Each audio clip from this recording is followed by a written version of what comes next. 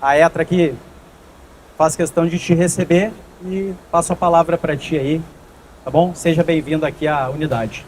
O Brasil passa por um drama muito grande, que é o drama de se ver perdendo indústrias, o drama de ver as pessoas não tendo direito de ter empregos de alta qualidade, porque o governo, em vez de ser amigo de quem trabalha e produz, o governo é amigo da improdutividade.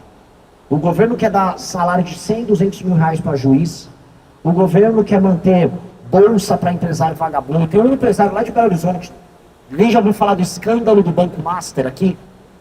Quem conhece, levanta a mão. É o último escândalo que teve aqui no Brasil. O escândalo é um banqueiro que comprou o ministro do Supremo, comprou todo mundo, ficou multibilionário. Esse tipo de cara, que não produz nada, ele só compra autoridade, esse tipo de cara ficou multibilionário. Enquanto gente muito séria ao redor do Brasil, que trabalha e produz, trabalha com uma margem apertadinha para fazer as coisas funcionarem. Eu morei numa região chamada Jundiaí.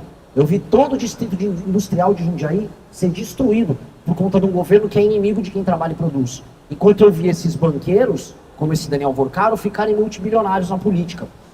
Então é um país em que está tudo errado. É um país em que vale a pena ser vagabundo. É um país em que vale a pena você não fazer porra nenhuma. Pode falar palavrão?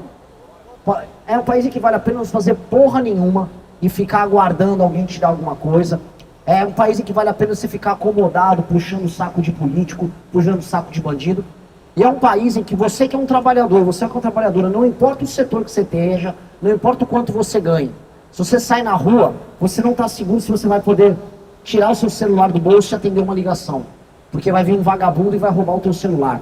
Ou seja, quase toda a sua experiência de vida no Brasil, do momento em que você trabalha e a empresa que você trabalha é sabotada, até no momento que você quer comprar alguma coisa, o juros está caro, o imposto está caro, o carro que você vai comprar está caro, a comida que você vai comprar está cara, você percebe que você é sabotado. E ainda no fim do dia, vem um cara para roubar o fruto do teu trabalho, que seja um celular, levar isso de você, e você sabe que ele nem vai ficar preso por 10, 20 anos, que é o que um país sério faz.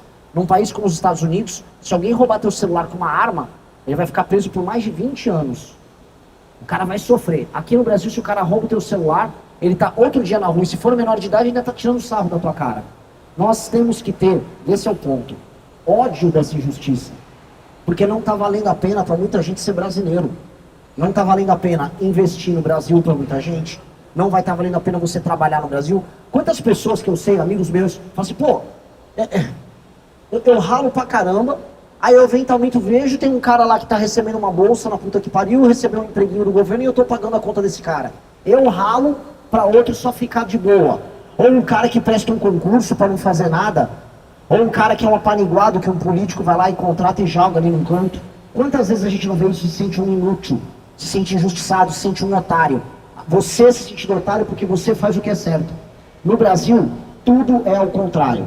Você faz o certo, mas você é tratado como um otário. E se você faz o errado, você é tratado como bom.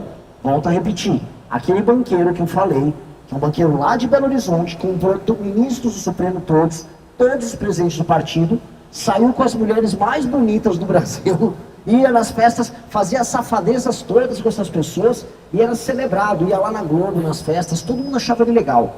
Já quem rala, já quem está trabalhando, não. Você é tratado como inimigo. Se você, eu volto a repetir o caso do celular, quem aqui já foi assaltado ou já teve algum parente assaltado, levanta a mão. 1/3 das pessoas aqui. Se você olhar ao teu redor, quando você é alvo dessa violência, muito provavelmente a pessoa que te roubou esse bem não te trouxe de volta o bem, você não foi restituído daquilo, aquela pessoa não ficou os anos que ela deveria ficar na cadeia, e aquela pessoa voltou para a rua muito rápido. Vocês sentem que é um país justo com vocês? Sim ou não? Quero ouvir mais alto. Eu estou filmando aqui, não ou sim? Não ouvi esse não, galera. Quero ouvir um não forte. Não, vamos lá, pô. A gente não pode aceitar isso. É um país que ele é injusto. Nós não podemos aceitar viver num país em que a gente é tratado como escravo. E esse é o pedido que eu estou fazendo na pré-candidatura. Eu quero aumentar todas as penas para crime violento no Brasil. Se alguém roubou seu celular, ele vai ficar 30 anos em cana. Se alguém assassinou uma outra pessoa, ele vai ter prisão perpétua. Se a pessoa está presa, ela não vai ter a famosa progressão de pena. Ela não vai ser solta novamente. Membro de facção criminosa tipo Comando Vermelho e PCC não tem direito nenhum. Ele é capturado imediatamente e levado para o presídio. Nós vamos pegar todas as mamatas do governo, salário, super salário de político, super salário de juiz, cargos inúteis, vamos cortar. Fazendo isso a gente consegue diminuir impostos e diminuir os juros. O seu dinheiro vale mais no fim do dia. E os produtos vão ficar mais baratos. Isso também vai gerar mais empregos, mais produção. A fábrica de caminhão e a fábrica de carro vai puxar mais peças de vocês vão ganhar melhor. Isso gera um ciclo virtuoso de melhora na vida de todos nós. Que é isso que nós precisamos, isso está nas nossas propostas. E é um plano que não é fácil de execução. Se fosse fácil, qualquer um tinha feito, mas é o único plano possível. E eu estou aqui, assim como eu estarei na televisão nas próximas semanas, falando com vocês e fazendo algo que quase ninguém faz, que é, quem quiser me perguntar absolutamente qualquer coisa, eu respondo. Se quiserem, fica o microfone aberto, pode fazer absolutamente qualquer pergunta sobre qualquer tema, não tenham vergonha, não tenham medo de fazer pergunta, porque este é o único caminho. Eu ouvi vocês ouvirem a gente trocar ideia. E aí eu abri, não sei quantas perguntas me permitiram, 3, 4 perguntas, e vai ser um prazer. Ele já quer fazer, vai ser bem legal. Ele? Quer... Qual que é o plano seu para você mudar esse mecanismo? Só para a galera ouvir. O plano seu para você mudar esse mecanismo todo da política? Pessoal, eu tinha falado agora há pouco, vocês sabem que o Brasil está para quebrar. O Brasil está para quebrar mesmo. Daqui 2 anos, a curva de dívida do Brasil vai ficar tão alta e que ninguém mais vai querer rolar a dívida do Brasil. É como se você está estourado num cheque especial e o banco já não vai te dar mais limite nenhum. Que não vai ter dinheiro para o Brasil pagar as próprias contas já a partir de 2028. Tá? Este é o grande problema. E os políticos sabem. Então, meio que eles estavam agora nos últimos anos, uma farra de rouba, gasta, vai empurrando com a barriga e vai ver o que faz depois. Como todo mundo sabe, inclusive mercado, que a situação ela não está boa, todo mundo sabe que o próximo presidente vai ter que resolver isso. Então eles estão tentando fazer de 2 maneiras. Ou elege o Lula ou o Flávio, que são os caras do sistema que estão no jogo, que vão ficar ali, vão ficar empurrando com a barriga e ninguém vai preso. Ou entra alguém para fazer a alteração. E qual a alteração? Diminuir o poder do STF. Alguém aqui sabe que o STF no Brasil manda demais, certo? O STF está acima da lei, inclusive os caras do STF, eu posso ser preso porque eu vou falar. Eles estão roubando. O Alexandre de Moraes e o outro ministro Dias Toffoli, em um país sério, estariam presos. Vai precisar ter alguém honesto, que não tem rabo preso com eles, para colocar eles de volta numa caixinha. 2, tem um negócio no Brasil que chama emenda. Alguém já ouviu falar de emenda parlamentar? Quem já ouviu, levanta a mão, porque senão eu explico. Emenda parlamentar só existe no Brasil, é uma invenção brasileira. Um deputado, um político, ele pode pegar um pedaço do dinheiro do governo e fazer quase o que ele quiser.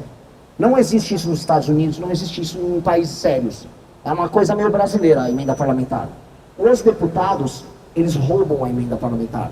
Eles pegam o dinheiro do governo, mandam para um amigo lá na cidade deles, o amigo finge que faz uma obra e bota o dinheiro no bolso. É por isso que toda obra pública que a gente vê, ou quase toda, ela é meio mal feita.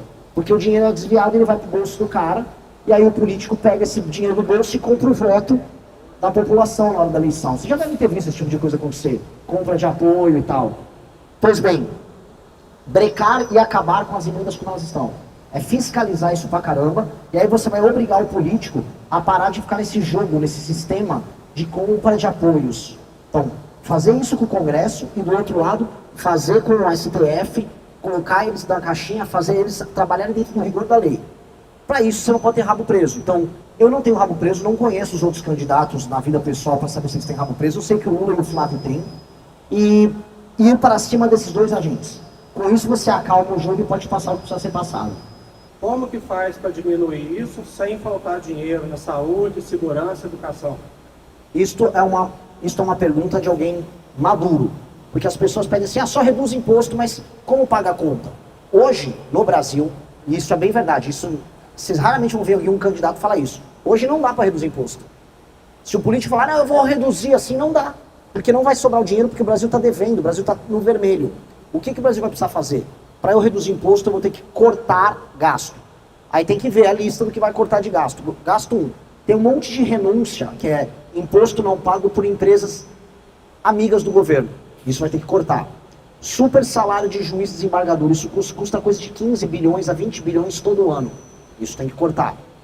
Vai ter que mexer na Zona Franca de Manaus, um pedaço. Vai ter que mexer. Renúncia fiscal. Quase 30 bilhões só ali. Vai ter que mexer. Você vai ter que mexer em fazer uma reforma administrativa nos municípios do Brasil. porque o dinheiro é mandado para lá e é mal tocado. Estou falando de mais 30, 40 bilhões só nessa área. Esse conjunto de reformas, mais outras que precisam ser feitas, vão ter que levantar coisa de 100 a 200 bilhões por ano. Se eu reduzo 100 a 200 bilhões por ano, a curva de dívida começa a cair, entendeu? A dívida... Vocês entenderam? É como se tivesse todo mundo no cheque especial, no cartão. Tá vermelho, se eu paro de gastar, aí sobra o dinheiro, eu começo a pagar a dívida diminui. Com a dívida diminuindo, meu crédito aumenta e meus juros que eu posso pegar pode ser mais baixo. Baixo os juros, que é a famosa taxa Selic. Se eu baixo isso, o valor da grana do brasileiro aumenta e, paralelamente, o gasto que a gente tem pagando juros diminui. Aí eu posso cortar imposto. Ou seja, se eu faço essas reformas de corte de gastos, eu faço isso no primeiro ano. No segundo ano eu começo a diminuir os impostos. Mas a partir do segundo, de início não dá para fazer. No primeiro você corta o gasto e depois você corta o imposto. Essa é a estratégia que a gente vai adotar. Pessoal, boa tarde. Sou Israel Russo, vereador aqui de Pouso Alegre. Só para complementar o que o Renan está falando, a gente tem hoje já uma proposta acontecendo de redução de imposto. É do deputado federal Kim Kataguiri, também do Partido Missão. Perdão, me é a redução do IPVA. Para você pagar ali até 1% do valor venal do veículo. Ele vai conseguir fazer isso cortando gasto de Assembleia Legislativa, que hoje é só para mamata de deputado estadual. Nossa, bem lembrado. E também de propaganda de rádio e TV que o governador fica usando para falar que ele está fazendo obra no estado, mas não está fazendo nada. Então, hoje a gente já tem um exemplo prático de como a gente pode reduzir imposto. Nossa, assim, ele veio com um exemplo agora maravilhoso. E essa proposta atinge vocês beneficamente. Porque ao reduzir o IPVA, o que acontece com a indústria automobilística? Aumenta a produção. Vão fazer mais carro, que as pessoas vão sentir, vai pagar menos imposto sobre o carro. Vão querer comprar carro novo. E aí isso ajuda a produção para vocês. Esse projeto a gente entrou, já coletou as assinaturas e volta esse ano. Aí o IPVA vai chegar no máximo 1% do valor venal do carro. Tá? Só que o que ele fez para o projeto andar? Ele já colocou junto a redução do imposto. A redução do gasto. Que é o gasto de propaganda. Sabe aquelas propagandas na TV que a gente fica vendo? Tipo, Lula inaugurou agora uma passarela. Corta isso. Não vai gastar esse gasto. A gente vai economizar bilhões de um lado e aí você pode cobrar menos imposto do outro. Eu queria saber se você está disposto a tomar medidas assim populares. Você falou, o Brasil está quebrando, né? O próximo governo, a bomba vai cair na mão dele. Vai ter que, no meu ponto de vista, vai ter que mexer com reforma de previdência, vai ter que mexer no funcionalismo público. Isso é uma coisa que, tipo assim, você está disposto a tomar essas medidas impopulares? Senão, depois de 4 anos, você sabe quem que volta, né? Ó, outra pergunta extremamente sincera e honesta. Sim, a gente vai precisar tomar medidas impopulares. Vai ter que ter outra reforma da Previdência. Vai ter que ter cortes no alto funcionalismo. Vai ter que ter corte de privilégio, vai ter corte... O bom é o seguinte, a gente pode cortar primeiro o absurdo. Tem muita coisa absurda antes de eu cortar outras coisas. Outra coisa que eu vou ter que fazer, pente fino no Bolsa Família. Tem muita gente que está no Bolsa Família e que não podia estar. Quer uma novidade que tem agora? Alguém já ouviu falar do BPC? Benefício de Prestação Continuada? Tem muita gente que pega o BPC, que é um salário mínimo, sem precisar. Consegue um laudo de mentira e pega. E sabe quem é que está pagando o BPC dessa pessoa que está fraudando? Vocês, no imposto que vocês pagam. Quando vem o olerite de vocês olham o que é descontado do governo, esse dinheiro vai para lá para pagar o BPC para uma pessoa que está fraudando, para uma pessoa que não está ralando, para um cara que está fingindo que está trabalhando e pega o Bolsa Família de maneira malandra. Isso eu vou cortar também, isso é impopular. Vai ter um monte de gente chiando, mas sabe o que eu falo? Sabe o que eu prefiro ser? Eu prefiro ser o cara numa missão suicida. Eu vou chegar lá, eu vou fazer tudo isso, eu vou matar os caras do Comando Vermelho, eu vou cortar todas essas mamatas, eu vou pra cima de todas essas coisas. Ah, não, ele não ganha mais, tudo bem. Só que ninguém vai conseguir voltar atrás do que a gente fez. Eu prefiro fazer uma missão suicida, porque eu não tô aqui, deixa eu falar bem claro, eu não tô aqui pra ficar rico, eu sou um cara de classe média normal, mesmo sendo presidente de partido. Eu não tô aqui pra nada, eu tô aqui pra entrar pra história. Meu objetivo é entrar pra história, eu quero que as pessoas lembrem, teve um louco que chegou na presidência, fez o que precisava, e sei lá, depois foi jogar bola. Mas eu quero fazer isso, eu quero ser esse cara, eu quero ser lembrado por ter sido a pessoa mais corajosa a ter feito essas medidas. Em relação ao pente fino do Bolsa Família, também vai entrar Minha Casa Minha Vida, porque esse programa ela beneficia muitos de classe baixa. E infelizmente muita gente estão conseguindo essas casas e não tem necessidade de tê-las, entendeu? Queria saber se vai entrar mais esse pente fino. E muita gente paga aluguel, o aluguel é altíssimo e tenta ter e não consegue ter porque a pessoa vai lá, consegue a casa, mas não precisa ter a casa porque a gente sabe que ela tem casa, tem carro e fica nessa aí, consegue a casa e fica morando e vende, até vende também. Isso é um problema clássico nosso. Clássico, isso é um problema clássico brasileiro. Quando você cria programas sociais que supostamente é para beneficiar uma população que precisa, e quando você vê, todo mundo adota e vira um modelo padrão. Você tem construtoras inteiras no Brasil que só vivem de vender Minha Casa Minha Vida para quem não precisa. Hoje você tem bairro caro em São Paulo, tem apartamento Minha Casa Minha Vida, não sei se você está sabendo. Em Pinheiros é um dos bairros mais caros do Brasil, tem apartamento que eles colocam no modelo Minha Casa Minha Vida só para pegar os descontos do Minha Casa Minha Vida, mas para vender para uma galera que tem grana. Até para a gente faz Airbnb, que é para alocar, sabe, aquelas locações de Airbnb, até para isso. Então, óbvio que tem uma distorção. Tem que ter não só um pente fino, tem que refazer o programa. Até porque tem muita gente no Brasil que vive em favela ou vive em habitação precária, que precisa ter uma habitação correta. E a gente vai ter que fazer um programa de verdade de habitação. O Minha Casa Minha Vida virou só uma maneira de da construtora baixar o custo dela e qualquer um comprar. E aí você gera essas distorções. Isso precisa ser mexido. E não, eu vou colocar, é um monte de programa social que finge que tem uma função, mas não tem a função. Ele está só enrolando e servindo de marketing. Excelente pergunta também. Queria perguntar sobre a reforma política, porque eu vejo acontecer muitas reformas populares, mas quando é a reforma política, a não ser que se é a favor, não acontece. Olha só, tem muitos modelos de reforma política, esse é um assunto muito difícil de discutir, mas eu vou tentar resumir o que eu acho e acho que vocês vão entender. No Brasil, todos os partidos existem para participar de eleições, eleger deputado, e quanto mais deputado um partido elege, mais dinheiro o partido ganha. Eu vou dar um exemplo. Se um partido político elege, vamos botar aí, 12 deputados federais, ele fatura por ano quase 90 milhões de reais. Só por ter eleito 12 deputados federais. Se ele elege 12 deputados federais, ele também ganha, além desse dinheiro, só no ano da eleição, uns 100 milhões de reais. Então é 90 por ano, mais 100 a cada ano de eleição. Ou seja, para que se monta um partido político? Para eleger deputado, e aí com o deputado eleito vem dinheiro do partido, e aí ele vai lá e elege, tenta eleger mais deputado e fica um ciclo. Esse ciclo não obriga o deputado a ser bom, não obriga o prefeito a ser bom, não gera nenhum compromisso do político em atender as pessoas. Esse ciclo só faz as pessoas votarem em pessoas que são cada vez mais populares, e essa pessoa popular gera o voto para o partido ter dinheiro no bolso, entendeu? É tipo uma gincana. A cada 2 anos tem uma gincana em que aparece um monte de gente no partido, só um candidato a deputado. Quanto mais votos esse cara tiver, mais dinheiro o partido tem, entendeu? Eu vou mudar esse gincana. Como é que é a reforma política nossa? Que é a primeira reforma política, chama reforma política baseada em desempenho. Aqui vocês são pessoas que trabalham com desempenho. Vocês têm metas, vocês sabem exatamente o que vocês vão fazer ao longo do dia. Vocês sabem o sistema de qualidade que vocês têm, vocês sabem como é que funciona de controle de estoque. Um prefeito não tem isso. O prefeito que mede se ele foi bem ou mal é o voto. E o voto, ele pode chamar um artista antes de uma eleição, faz um show com Wesley Safadão e a galera vota nele. Voto, quer ver outra? A galera vende o voto aqui no Brasil aos montes. Vai um vereador, compra o voto para o prefeito. Como a gente vai fazer ter um critério bem objetivo de avaliação? Aqui é ISO, né? Aqui é ITS, como é que é? Como é que é? Isso, nossa, é difícil ter essa. Vocês têm certificações. A gente tem que criar uma espécie de certificação para o prefeito. Como é que funcionaria? Para o prefeito poder participar de uma reeleição, então tem um prefeito, vamos supor, tem um prefeito de Pouso Alegre. Se ele não deixar o nível de educação no Provão Nacional de Educação igual de uma cidade do nível que tem que ser Pouso Alegre, ele perde ponto. Se ele não aumenta o saneamento básico, aqui em Pouso Alegre é coisa de 40 e tantos, quase 50, não, é mais 50% de saneamento básico. Se ele não aumenta, ele perde ponto. Se ele não diminui a mancha de crime na cidade, ele perde ponto. Se ele perde ponto em várias áreas, você soma essa pontuação, ele não pode concorrer. Ah, mas ele é popular. Dane-se. Popularidade é uma coisa, ser bom é outra.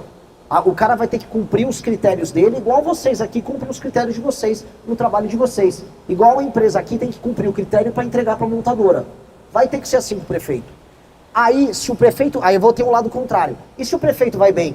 se ele melhora a nota dos alunos no provão, se ele aumenta o saneamento básico, se a fila no posto de saúde ela vai mais rápido. Aí ele ganha ponto e aí o partido ganha dinheiro. Então, em vez do partido ganhar o dinheiro dele para eleger político, só botando um cara famoso para concorrer, por isso que elege o Tiririca. É por isso que tem os Tiriricas, vocês entendem? Ou Janones, esses caras assim. Ele muda. Nós temos que botar prefeito que bata a meta. Prefeito bateu meta igual todo mundo aqui bate meta, o partido tem recurso e o prefeito pode participar de reeleição. Não bateu a meta, o partido não ganha nenhum dinheiro e o prefeito fica inelegível por 8 anos. Fica fora do jogo político. Acho justo, não é? Essa é a reforma política que a gente quer fazer. Isso também responde você, como alterar o sistema. Passando uma reforma dessas, o sistema muda completamente. O Estado passa a ser governado igual uma empresa, com meta, objetivo e punição. Porque hoje, você vai para vários lugares no Brasil, os prefeitos não batem meta nenhuma, roubam o dinheiro com emenda, compram a população, tem uns babão puxa-saco deles que ficam andando atrás deles. O homem é bom! Você deve ter visto aqueles caras de moto atrás do... Reelege e as pessoas nem ligam que a vida delas não melhora. Fazendo isso, não. Tem o critério, tem a meta, tá claro para todo mundo. A pessoa vai até saber como vota. E se o cara perdeu o direito político, ele não concorre. Esse é o meu projeto de reforma política. Adorei o bate-papo, adorei a qualidade das perguntas. Perguntas excelentes. E o que eu volto a colocar, espero eu tenha sido o mais honesto possível com vocês. Não venha aqui prometer o paraíso, porque quem promete o paraíso vai te enganar. Político bom é o que fala, às vezes, o que você não quer ouvir. Todo líder bom, em qualquer coisa na vida, no trabalho também é. Vocês devem ter os seus chefes de setor, e o chefe de setor às vezes é chato, mas é pro cumprimento da meta e no final é bom. O líder bom fala as coisas que as pessoas não querem ouvir. E também fala às vezes o que precisa ser dito. Mas nunca confiem no líder que apenas fala o que vocês querem ouvir, quer deixar vocês felizes. Essa pessoa está levando vantagem para vocês em algum momento que é impossível em qualquer relacionamento humano você concordar com alguém o tempo todo, não é? É impossível. Então, o que eu estou propondo é uma coisa muito maluca. Eu vou na TV, eu vou falar essas mesmas coisas, eu vou perder o voto de um monte de gente, mas eu vou também ganhar os outros porque eu estou falando a verdade. E em algum momento nesse país, de gente mentirosa, de gente falsa, com político vagabundo, artista vagabundo, cantor vagabundo, com crime organizado, em algum momento alguém falar a verdade vai dar certo. É isso que eu estou tentando, é isso que esse cara está tentando, e para mim é uma honra gigantesca estar aqui com vocês, tá? Uma honra enorme. Eu vou voltar para São Paulo super feliz, logo em seguida eu vou para o Maranhão, vou falar essas mesmas coisas no Maranhão, torcer para que não me matem, porque o Comando Vermelho está atrás da gente, o PCC está atrás da gente, mas foda-se. Melhor morrer falando que acredita do que viver como um covarde, e eu não quero viver como um covarde. Muito obrigado, meus amigos. Eu sou a Carol, e se você gostou do vídeo, não se esqueça de deixar o like e se inscrever no canal. Te vejo no próximo vídeo.